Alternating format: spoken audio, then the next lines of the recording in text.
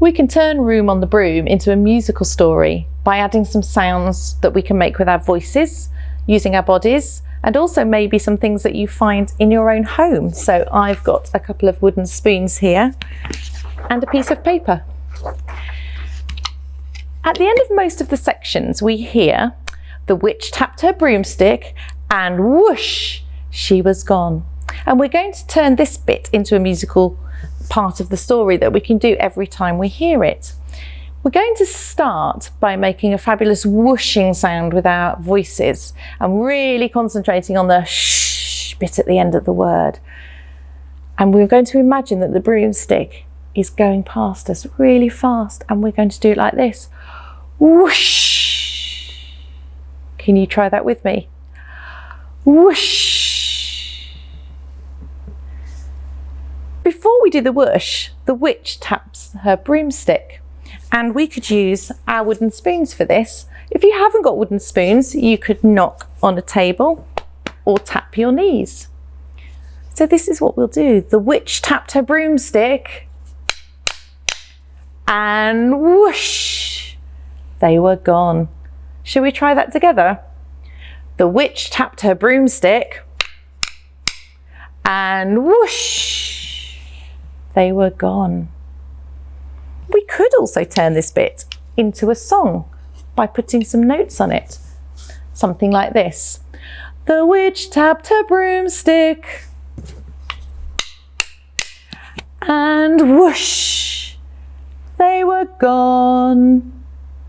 Try that with me. So either have your wooden spoons ready or your hands ready to tap your knees or the table.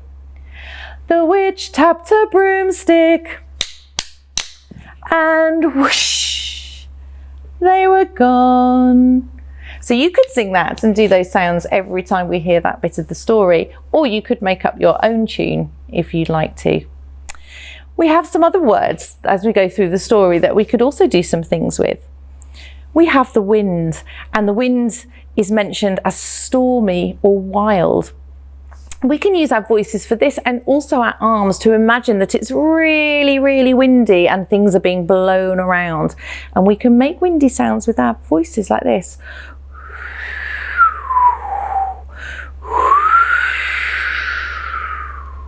And we can get louder and quieter. We might also use our piece of paper. So they might sound like leaves rustling, or maybe a tin roof that's rattling.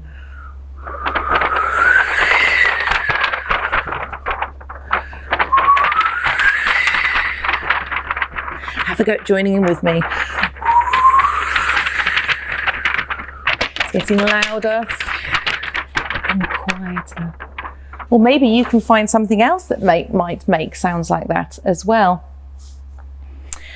The witch flies down quite a lot in the story as well. And she shouts, down! And we could make our voices go from high to low. And with our hands as well, when the witch goes down like this, down! So every time we hear her say that, we could join in by saying, down! Or we could just make a sound that goes down, woo! But our voices go from high to low. When they get down, they are searching for things like a hat or the bow. I wonder if we can tap our knees as if we're searching for something. Can you hear the sound that that's making? Or if you're sitting by a table, you could tap the table as if we're searching, we're looking for it. Where is it? See if you can join in with me, tapping. Well done.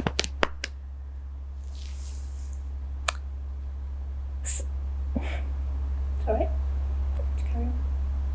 Several times the witch shouts, yes!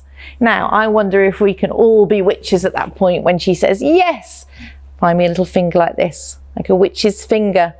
And can you do a cackly laugh? Ha ha ha ha ha. Have a go with me. Ha ha ha ha ha.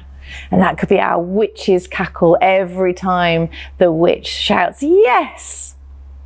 And later on in the story, our broom snaps in two.